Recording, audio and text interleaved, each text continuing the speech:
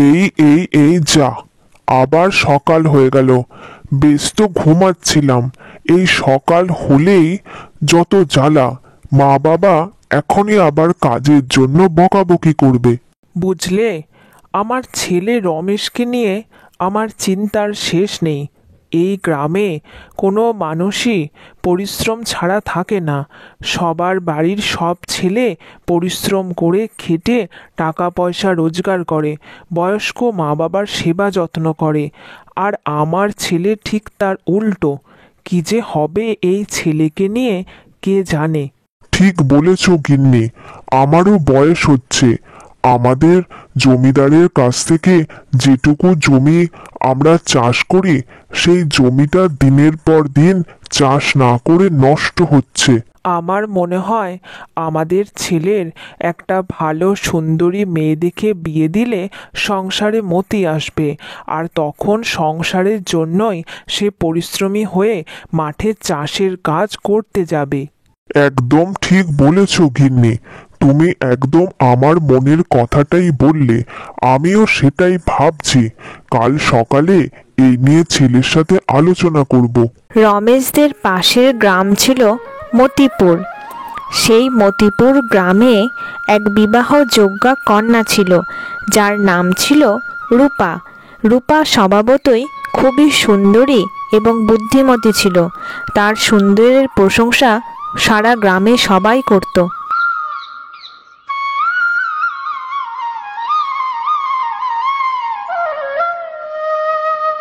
এই নে রমেশ, তোর জন্য দুধ চা করে এনেছি। যেমনটা তুই ভালোবাসিস সেরকমই রান্না করেছি। এবার চাটা একটু খেয়ে নে।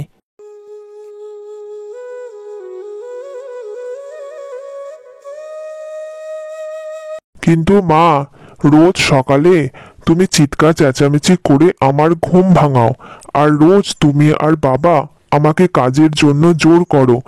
আজ হঠাৎ এত ভালো ভালো কথা বলছো যে?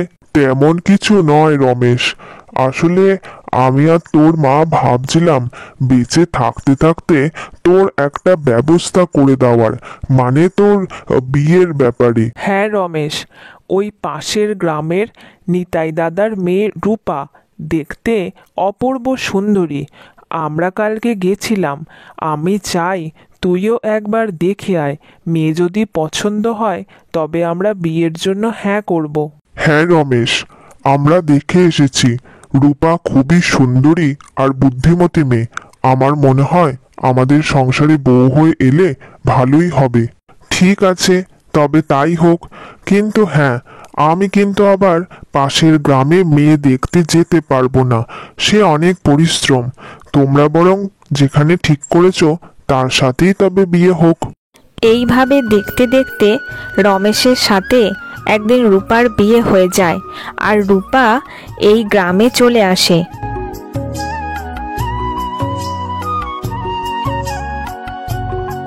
রূপাকে তার শ্বশুর শাশুড়ি যথেষ্ট ভালোবাসতো, কিন্তু রূপার সমস্যা ছিল তার স্বামীর রোজগারের দিকে কোনো মনই ছিল না।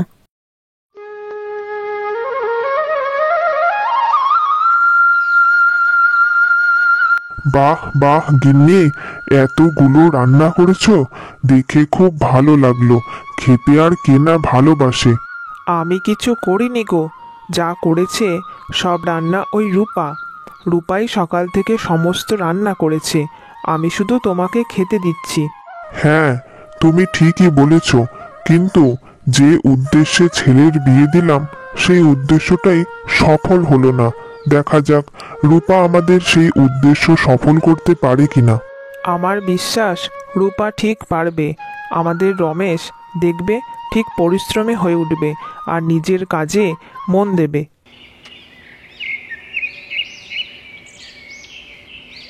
বুঝলেন রমাকান্ত বাবু, একটা জরুরি তলবে আপনাকে ডেকে পাঠিয়েছি। আপনাদের ভাগের যে জমিটা আমি চাষ করতে দিয়েছিলাম, দীর্ঘদিন ধরে চাষ না করে করে সেই জমিটার উর্বরতা শক্তি নষ্ট হয়ে গেছে। তাই আমি ভাবছি সেই জমিটা অন্য কোনো ভাগ চাষিকে দিয়ে দেব। না না না, এমনটা করবেন না জমিদার বাবু। ওইটুকু জমি আমাদের সম্বল। আসলে আমার তো বয়স হয়েছে, তাই আমি জমিতে আর খাটাখাটনি করতে পারি না। আর ছেলেটা হচ্ছে ভারী অলস। সবই বুঝছি রমাকান্ত বাবু, কিন্তু আমি এভাবে আমার জমি আর ফেলে রাখতে পারবো না। ক্ষতি তো আমারই হচ্ছে। আমার বৌমা রূপা খুব বুদ্ধিমতী মেয়ে। আমার মতে ওই যদি আপনার এই সমস্যার সমাধান করতে পারে। ঠিক আছে, আমি নিজে গিয়ে রূপার সাথে এ বিষয়ে কথা বলবো, কিন্তু তারপরেও যদি জমিতে চাষ না হয়, আমি কিন্তু সেই জমি অন্য ভাগ চাষিকে দিয়ে দেব।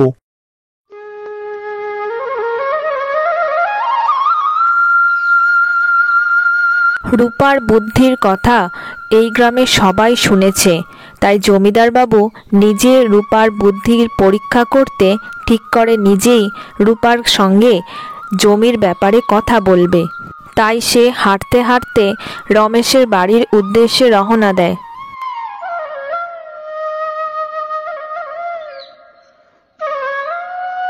আপনি তো এই গ্রামের জমিদার বাবু, আমার কি কিছু ভুল হয়ে গেছে? আপনার মতো জমিদার মানুষ আমাদের এই মাটির কুঁড়ে ঘরে পা রেখেছে, এটা তো বিশাল ব্যাপার। তোমার বুদ্ধির কথা আমি এই গ্রামের সবার কাছ থেকেই মোটামুটি পেয়েছি। আমার কাছে এই 100 স্বর্ণ মুদ্রা আছে। তোমার স্বামী রমেশ খুবই অলস। আমার জমিতে চাষ না করে করে জমিটাই প্রায় নষ্ট করে ফেলেছে। কিন্তু সেই নষ্ট জমি যদি পুনরায় আবার উর্বর হয়ে ওঠে এবং সেখানে অনেক ফসল ফলাতে পারো, তাহলে কথা দিচ্ছি এই 100 স্বর্ণ মুদ্রা তোমাকে দেব। স্বর্ণমুদ্রা নিয়ে আমার কোনো লোভ নেই জমিদার বাবু, কিন্তু কথাটা যখন আমার বুদ্ধির পরিচয় দিতে, তখন সেখানে আমাকে কিছু করে দেখাতে হবে। আমি যথাযথ চেষ্টা করব জমিদার বাবু। ঠিক আছে রূপা, তবে তাই হোক। আমি চাই না আমার গ্রামের কোনো মানুষ অলসভাবে জীবনযাপন করুক। জমিদার হিসাবে তাদের সঠিক পথ দেখানোই আমার কর্তব্য।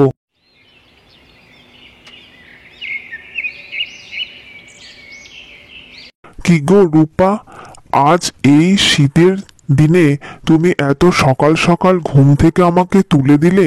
আর একটু তো ঘুমানো যেত। আরে ঘুম থেকে তাড়াতাড়ি তুললাম কি আর সাধে? আমি আজকে স্বপ্নে দেখেছি আমাকে এক সাধু বাবা এসে বললেন ওই জমির নিচে নাকি গুপ্তধন আছে, আর সেই ধন তুলতে পারলে আমরা অনেক বড়লোক হয়ে উঠব। সে কি বলছো গিন্নি? জমির নিচে গুপ্তধন? হ্যাঁ গো হ্যাঁ, তাই তো বলি। আর দেরি না করে এখনই একটা কোদাল নিয়ে ওই জমিতে খোঁড়াখুড়ি শুরু করো। কে জানে, যদি ওই গুপ্তধন পাই আমরা বড়লোক হয়ে যাব, আর সারা জীবন তুমি বসে বসে খেতে পারবে, তোমাকে আর কোনোদিন পরিশ্রমও করতে হবে না। এই বুদ্ধিটা তো তুমি দারুণ বলেছো গিন্নি। একদিন যদি কোনোভাবে ওই মাটিটা খুঁড়ে গুপ্তধন পেয়ে যায়, সারা জীবন আর পরিশ্রম করতে হবে না। কিন্তু গিন্নি, জমিদারের জমিতে মাটি খুঁড়ে গুপ্তধন যদি পাই, তাহলে ওই গুপ্তধন নেওয়াটা কি ঠিক হবে? জমিটা তো জমিদারেরই। সে কথা পরে ভাববো, আগে তো তুমি গুপ্তধনটা খুঁজে বার করো, তারপরে কি করব সেটা পরের ব্যাপার।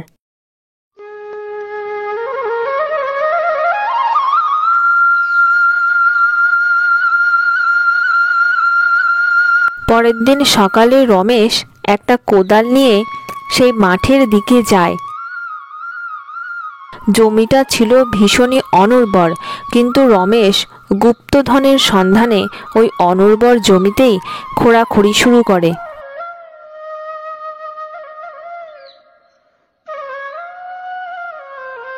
না, তোমার স্বপ্নের ওপর দেখছি কোনো ভরসাই করা যায় না। আজ কত পরিশ্রম করে মাঠের জমি সব খুঁড়লাম, কিন্তু গুপ্তধন তো দূরে, কোথাও কিছুই নেই।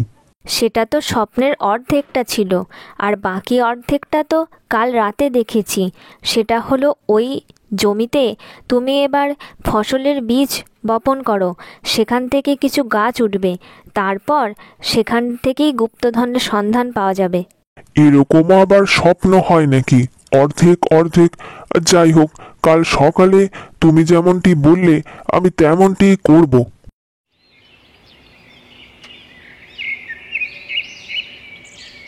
এরপর রূপার কথা মতো রমেশ সেই জমিতে বেশ কিছু ফসলের বীজ পুঁতে দেয়, আর তারপর সেখানে কিছু কীটনাশকও প্রয়োগ করে যাতে ফসলগুলো নষ্ট না হয়।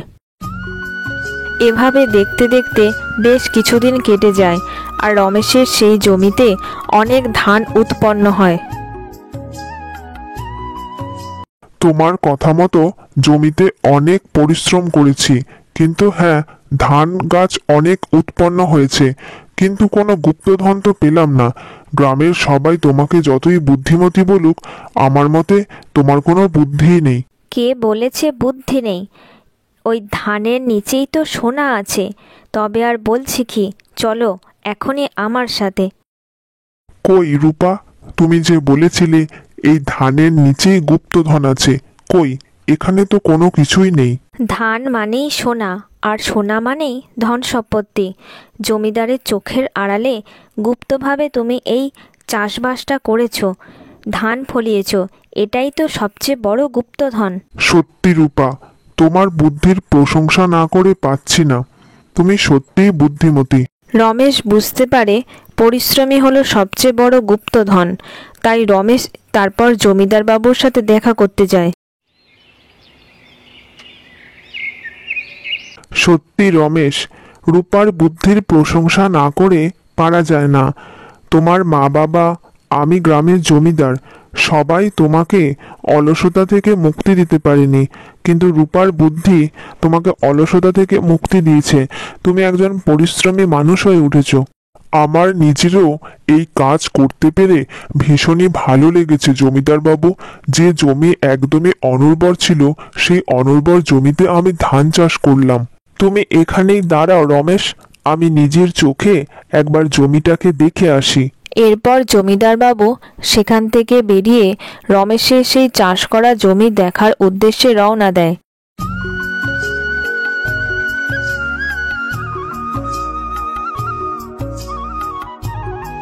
বাহ, সত্যিই তো রমেশের তো গুণ আছে। ওই অনুর্বর জমিতে এত সুন্দর ধান গাছের ফলন ফলিয়েছে। না, সত্যি রমেশের যথেষ্ট গুণ, আর রূপাও যথেষ্ট বুদ্ধিমতী।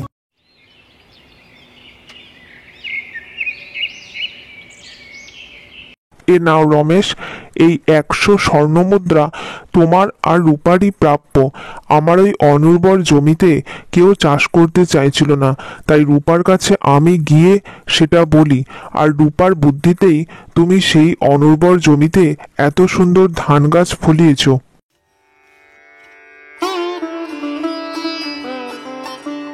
জমিদার বাবুর ওই 100 স্বর্ণমুদ্রা দিয়ে আমি একটা পাকা বাড়ি বানাবো, আর আজ থেকে ঘরে বাইরের সব কাজ যতটা আমার দ্বারা সম্ভব সবই করব। রূপা রমেশের এই কথাগুলো শুনে খুব খুশি হয়। আমার ছেলে আর 5টা ছেলের মতো কর্মঠ আর পরিশ্রমী হয়ে উঠেছে জেনে আমি আর তোর মা খুবই খুশি রমেশ। এ সব কিছুই রূপার বুদ্ধিতে সম্ভব হয়েছে। আর জমিদার বাবুর ওই 100 স্বর্ণমুদ্রা আর পাশাপাশি চাষবাসের কাজ করে আমরা খুব শীঘ্রই বড়লোক হয়ে উঠব বাবা। এরপর সত্যি সত্যি রূপা এবং রমেশ অনেক টাকার মালিক হয়ে ওঠে, এবং তারা একটা সুন্দর পাকা বাড়ি তৈরি করে সুখে শান্তিতে বসবাস করতে শুরু করে।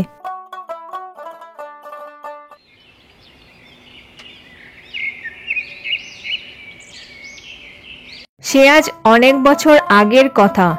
উলাপুর গ্রামে এক অলস ব্যবসায়ী বসবাস করত। তার কাজ ছিল শুধু পেট ভরে খাওয়া আর ঘুমানো। এই যে বেলা 10টা বাজতে চললো, এখনো উনি নাক ডেকে ঘুমোচ্ছেন আর হিজিবিজি কি সব বকে চলেছেন। গিন্নি, দিলে তো ঘুমটা ভাঙিয়ে। কি সুন্দর চালতার স্বপ্ন দেখছিলাম, চালতার আচার।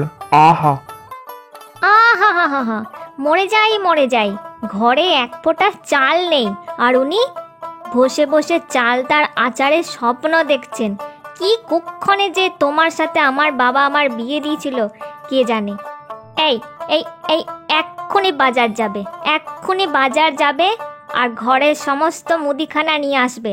সেই সকাল থেকে আমি কাজ করেই যাচ্ছি, আর একজন নাক ডেকে ঘুমিয়েই যাচ্ছে। আহা, বাজার হাট তো হবে না। তোমাকে তো বলতেই ভুলে গেছিলাম, তোমার বাবা কাল চিঠি পাঠিয়েছিল। তোমার বাপের বাড়িতে এখন বেশ কয়েক দিনের জন্য তোমাকে আর আমাকে থাকতে বলেছে। তা বেশ ভালোই হলো, আমি এখন বসে বসে খাবো আর ঘুমাবো। তোমার তো দেখছি লজ্জা শরমের বালাই কিছুই নাই। শ্বশুর বাড়িতে বসে বসে খাবে, তা আবার এত গর্ব করে বলছো। আর এদিকে এদিকে দোকানপাট যে লাটে উঠবে, সেদিকে কি খেয়াল আছে না নেই? আহা, ওসব এখন ভেবে কি হবে, আমি এখন খাবো আর ঘুমাবো। হি হি হি হি।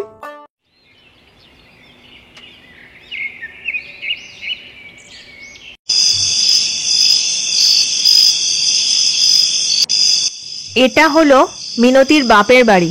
আর মিনতি তার বাবা মার একটা মাত্র মেয়ে। মেয়ে জামাইকে ডেকে পাঠিয়ে তুমি খুব ভালো করেছো। সেই অনেক দিন হলো মিনতি বাপের বাড়ি থেকে গেছে। মেয়েটার কথা বড্ড মনে পড়ে। আহ গিন্নি, তোমার কি খালি একাই মিনতির কথা মনে পড়ে নাকি? মিনতি তো আমারও মেয়ে। তাছাড়া মিনতি ছাড়া আমাদের তো আর দ্বিতীয় কোনো সন্তান নেই, তাই মিনতির কথা আমারও মনে পড়ে। তাই তো জামাইকে ডেকে পাঠালাম। তা জামাই যে খেতে ভালোবাসে সে তো তোমার অজানা নয়।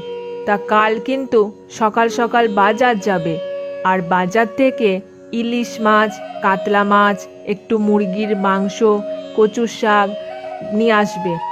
আহা গিন্নি, ওই একদিনে অত রান্নার ঝামেলা কেন নেবে? আমি তো জামাইকে বেশ কয়েকদিনের জন্য থাকতে বলেছি। তোমার কিসের চিন্তা? তাই হালকা হালকা রান্না হলেই ক্ষতি কি? না না, ওসব হবে না। যতদিন মেয়ে জামাই বাড়িতে থাকবে অনেক রকমের রান্না করে আমি কিন্তু খাওয়াবো, বলে দিলাম। ঠিক আছে, তাহলে বেশ। তো তোমার যখন খাওয়ানোর ইচ্ছা হয়েছে, তাহলে কাল সকাল সকাল গিয়ে যা যা বললে সব বাজার করে এনে দেব।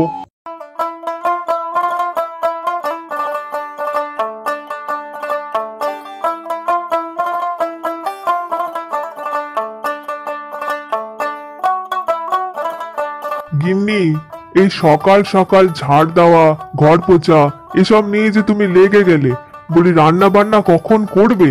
মেয়ে জামাই যে কিছুক্ষণের মধ্যে এসে পড়বে। ওসব নিয়ে তুমি একদম চিন্তা করো না। জামাই মানুষ ঘরে আসছে, ঘরদোর একটু পরিষ্কার না করলে কি হয় নাকি? আমি ঠিক সব রান্না বান্না করে নেব। বেশ বেশ, তাহলে তোমার ওই ঝাড় দেওয়া হয়ে গেলে তাড়াতাড়ি রান্নাটা চাপিয়ে দাও। আমাদের জামাই কিন্তু এসেই খেতে বসবে। হ্যাঁ হ্যাঁ, আমি এক্ষুনি রান্নাঘরে ঢুকছি। সব রান্না সময় মতো হয়ে যাবে, কোনো চিন্তা নেই।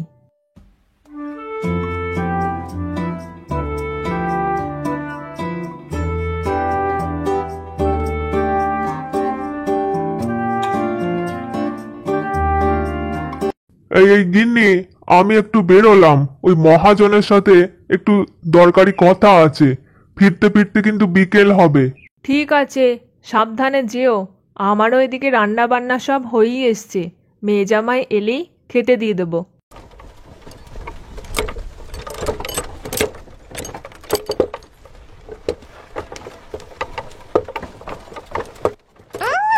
পেটো গ্রাম একটা, শ্বশুর বাড়িতে বসে বসে খাবে বলে আনন্দে মরে যাচ্ছে।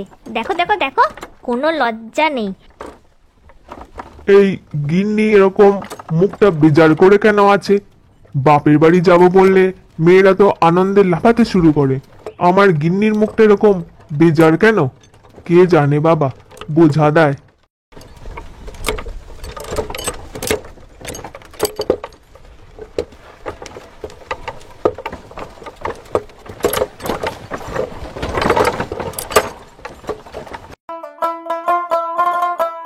এসো এসো জামাই বাবা জীবন, কতদিন পরে তোমাদেরকে দেখলাম।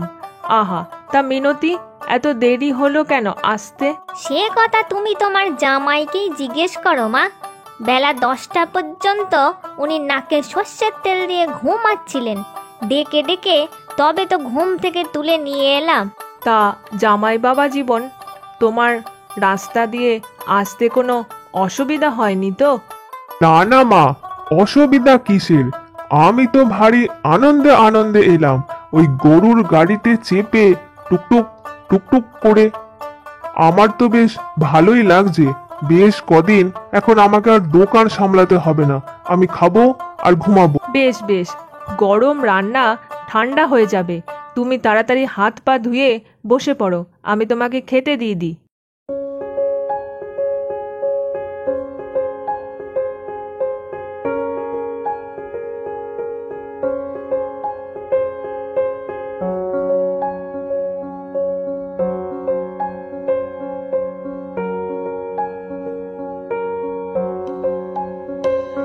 আহা মা, কত কি রান্না করেছেন! মাংস, তার সাথে আবার ইলিশ মাছ, আবার কচুর শাক দিয়ে ইলিশ মাছের মাথা দিয়ে তরকারি। আহা, দারুণ দারুণ। খাও বাবা খাও, পেট ভরে খাও। কাল রাতেই আমি তোমার বাবাকে বলেছিলাম তুমি যা যা খেতে ভালোবাসো সেগুলো নিয়ে আসতে। হুম, ওই বসে বসে খেতে পেলে একজন আর কিছু চাই না। এরপর দেখবো কোন দিন পেটটা ফেটে গেছে। আমাদের জামাইয়ের মনটা সহজ সরল, কিন্তু বড্ড কুঁড়ে প্রকৃতির। তা যাই হোক, তা জামাই পেট ভরে খেয়েছে তো? হ্যাঁ গো হ্যাঁ, পেট ভরে খেয়ে এখন উঠোনে নাক ডেকে ঘুমাচ্ছে। বুঝলাম। তা মিনতিকে বলো জামাইকে একটু ডেকে দিতে। সন্ধ্যা হয়ে গেছে তো, এতক্ষণ অবধি ঘুমিয়ে থাকা ভালো নয়। হে ভগবান, এই লোকটাকে নিয়ে যে আমি কি করি! উফ, সেই তখন থেকে ঘুমাচ্ছে, সন্ধ্যা হয়ে গেল, এখনো একজনের ঘুম থেকে ওঠার নাম নেই। বলি, শুনছো শুনছো, কই গো, ওঠো গো। আহা, দিলে তো ঘুমটা ভাঙিয়ে ওই কাতলা মাছের পেটিটা মুখে ঢোকাতে যাব, আর ব্যাস তোমার গলার আওয়াজ শুনে ঘুম ভেঙে গেল। এই, তোমাকে কাতলা মাছের পেটি খেতে হবে না, যাও ওঠো, বাবা ডাকছে, বাবার কাছে গিয়ে বসো। তা জামাই, তোমার ব্যবসার কাজ সব ঠিকঠাক চলছে তো? হ্যাঁ, সেসব তো ভালোই চলছে, তবে ওই প্রতিদিন দোকানে যেতে ভালো লাগে না। ওই মাঝে মাঝে একটু যাব, আর সারা বছর বসে বসে খাবো, এটা হলে খুব ভালো হতো। কি আর করা যাবে। হা হা, তা বেশ ভালো বলেছ। তা তোমার সাথে আমার একটু দরকারি কথা আছে। পরশুদিন রাতে মা কালী আমাকে স্বপ্নে আদেশ দিয়েছে আমার যে কটা জমি আছে তা আমার একমাত্র মেয়ের বর মানে তোমাকে দিয়ে চাষ করাতে। আর এও বলেছে জামাই যদি ওই 3 দিনের মধ্যে আমার জমিটা চাষ না করতে পারে আমার মৃত্যু নির্ধারিত। সে কি, স্বপ্নে মা কালী আপনাকে আদেশ দিয়েছে আমাকে দিয়ে জমি চাষ করাতে? তা আপনার আপনার মৃত্যুর প্রসঙ্গ যেখানে উঠে এসেছে সেখানে আমাকে তো জমি তাহলে চাষ করতেই হবে। তা তুমি যখন রাজি আছো তাহলে আর কি, কাল থেকেই আমার জমিতে চলে যেও।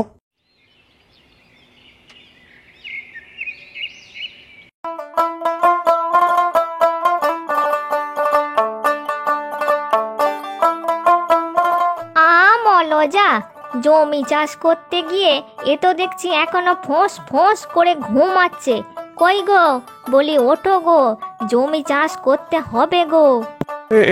এই তো আমি তো উঠেই পড়েছি, এই এক্ষুনি যাচ্ছি চাষ করতে। তা মিনতি, একটা কথা ছিল, বলছি যে ওই যদি চাষ করতে করতে খিদে পেয়ে যায় আমাকে তার থেকে ভালো একটু গুড়মুড়ি একটুখানি কোচড়ে বেঁধে দিও। বেশ বেশ, তাই দিচ্ছি। এখন আর দেরি না করে তাড়াতাড়ি মাঠের কাজে চলে যাও দেখি।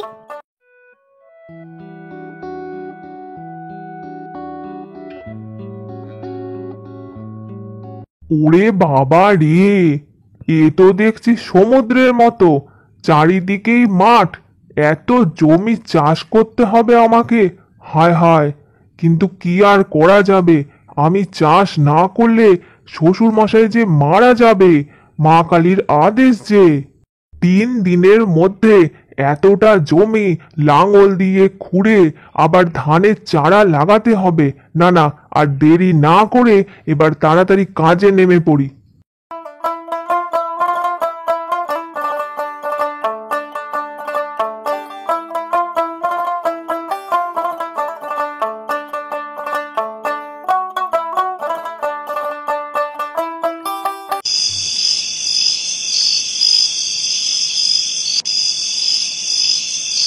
তা জামাই বাবা জীবন, তুমি আমাকে বাঁচালে।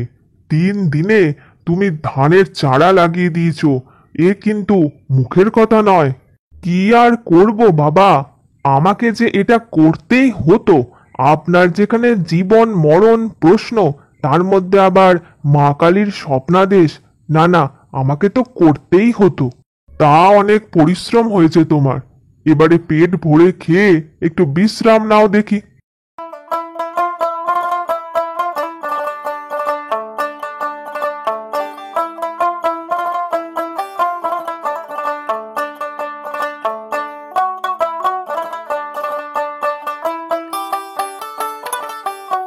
তা জামাই বাবা জীবন, তোমার সাথে আমার কিছু জরুরি কথা আছে।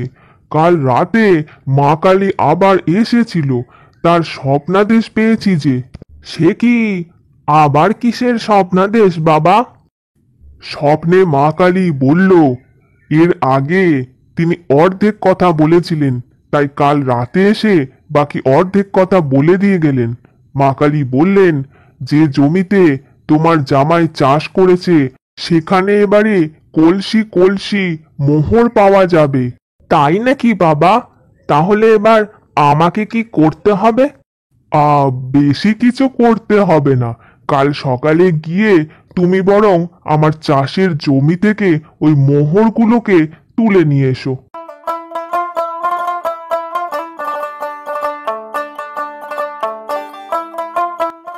এ কি, শ্বশুর মশাই তো দেখছি আমাকে একদম ঠকিয়ে দিল। জমিতে তো ধান দেখছি, মোহরের তো নাম বংশ নেই। কিন্তু জামাই বাবা জীবন, আমি যে মোহর দেখতে পাচ্ছি বাবা। সেটা কি করে সম্ভব? আমি তো ধানই দেখছি। এটা খুব সহজ হিসাব।